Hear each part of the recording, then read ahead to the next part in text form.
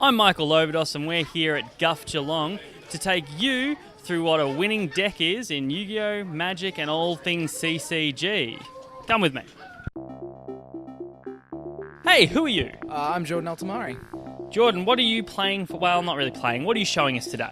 I'm showing you a Magic the Gathering deck called Birthing Pod. And what sort of deck is Birthing Pod? It sounds kind of birthy. It's a combo aggro deck, and it's kind of a toolbox all-in-one sort of deck. Is this the deck that you plan on playing in some upcoming competitions? This or some variation of, yes. Excellent. Well, let's sit down and see how it works. So, Birthing Pod, can you take us through some of the cooler cards in this deck? Alright, so one of the key cards in the deck is, of course, Birthing Pod. Just that way. Just for the people watching. Sorry. So Birthing Pod is a 4-mana artifact, however you can pay 2 life instead of the green mana and just pay it for 3. Its effect is 1 mana, and a green or 2 life. Tap it, sacrifice a creature, search your library for a creature card with converted mana costs equal to the sacrifice creature's converted mana cost plus 1. Put it onto the battlefield. So what it's doing... So wait, how does this Birthing Pod work? Let's think about this in the fiction. Is it eating another creature to birth a different creature? I think so. Oh, there we go. I do not want to come across that Birthing Pod. Yes. I'm glad women don't work that way. Oh, God. Alright. And, so... The key way that the deck can work is as a combo deck, and the main cards in said combo are Viscera Seer, Murderous Redcap, Malira Silvok Outcast, and Kitchen Finks. Okay, so I've just noticed something really quickly. You have black... So this is a black-green deck, is it?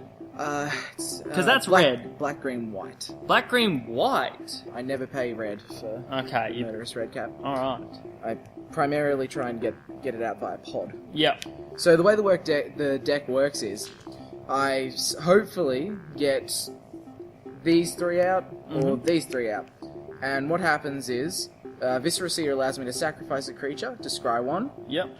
The effect on Redcap and Kitchen Finks is persist, so when they go to the graveyard, if they didn't have a 1/1 counter on them, they come back onto the battlefield with a 1/1 counter, and they both have an enters the battlefield effect.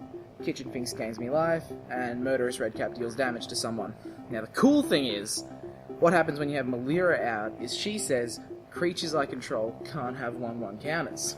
Okay. So when I sack something with Viscera Seer, it will come back. Yep. And because Malira says it can't have a counter, it won't have a counter. Yep. So essentially, I go infinite and deal either infinite damage to you, or I gain infinite life. Wow. So is the game over at that point? Happens? If I gain infinite life, there are a few decks in the format which will say, "All right, then, let's go." Oh. Wow. So primarily, the idea is I gain infinite life, and this lets me scry 1, so I get to look at the top card and put it on the bottom or the top, and I just keep doing that until I find Redcap. Okay. And hopefully I win from there. Wow. That's... So how many times playing this deck have you been able to get this out and go, well, I have infinite life now. Also, side note, doing infinite damage to you. Next turn? Yeah. About 60 to 70% of games. Wow. Because essentially the deck runs a whole bunch of tutoring effects that let me find the creatures. So cards like Chord of Calling, which I run as a 2 of. Revelock, which allows me to recur cards from my graveyard if you get rid of them. And Phyrexian Metamorph, which allows me to copy cards. And I have a whole host of other ways in which I can get my creatures out. So I know enough about Magic to know there's a lot of different formats. Which format does this deck fit into? This is a modern deck. A modern deck.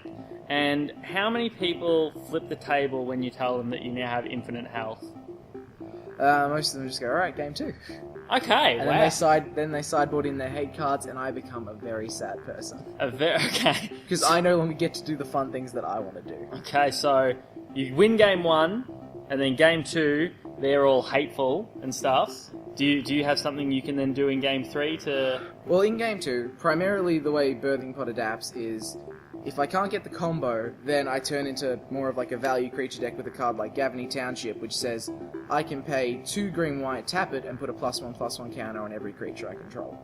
Okay, yeah. So I then turn into something like a value creature beatdown deck. Yeah. Where I'm just going to smash you in the face until you don't have any life left. Less fun, but still works. Less fun, but still works. And I have protection cards like Voice of Resurgence, which allows me to say your counter spells will no longer work as you want them to, because I will get value out of them in the form of an elemental token with power and toughness equal to the number of creatures I control. And after that, well, I have Mana Dorks for turn 1 and 2, which let me get my cards out as quickly as possible. Yeah. I am a very happy person when I get a turn 2 Birthing Pod. Mana Dorks. Can you explain that? I know what it means. Mana Dorks are 1-mana creatures that tap for some color of mana. Okay. And they're called Mana Dorks Because that's all they do. Because that's all That's they all do. they do. Alright, fair enough. And I am running a budgety version of this deck, because otherwise I'd be spending almost $700. So what cards are you missing that make up this $700? I'm missing a playset of Misty Rainforests, which is a fetch land. Yeah. I'm also missing a playset of Noble Hierarchs, which are about $70 a piece. Wow, it's Yeah. expensive. So, Expensive cards. being a poor student, I can't afford those cards. But this seems like it's working for you 70% of the time. Works so... 70% of the time for Yeah. me. So can you just take us through what the perfect first turn would look like? Perfect first turn. The perfect first turn. Alright, well, I'll just move these back here. Yeah. So a perfect turn 1 would probably be, say, Temple Garden, Yep. play a Birds of Paradise, Mm-hmm. and I'm happy.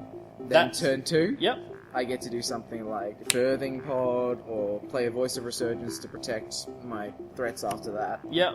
The turn 1 Mana Dork is essentially the best play in my deck. Best play in your deck. Best play in my deck. Excellent. Alright, well thank you for coming down and showing us this one. It was, I am very intrigued by the idea of having infinite health and doing infinite damage. That seems very appealing to me. It's very enjoyable. Do you have any form of way people can contact you and ask you questions about this deck? I'm on Facebook, just Jordan Altamari. That's it. And if you're not on Facebook, because I actually met someone who's not on Facebook the other day. Very strange. I wasn't on Facebook till a couple of months ago. Well, there you go. You're one of those people. Exactly. You can go onto our YouTube channel, put any questions you have there, and we will endeavour to get those answered for you. Thanks for watching.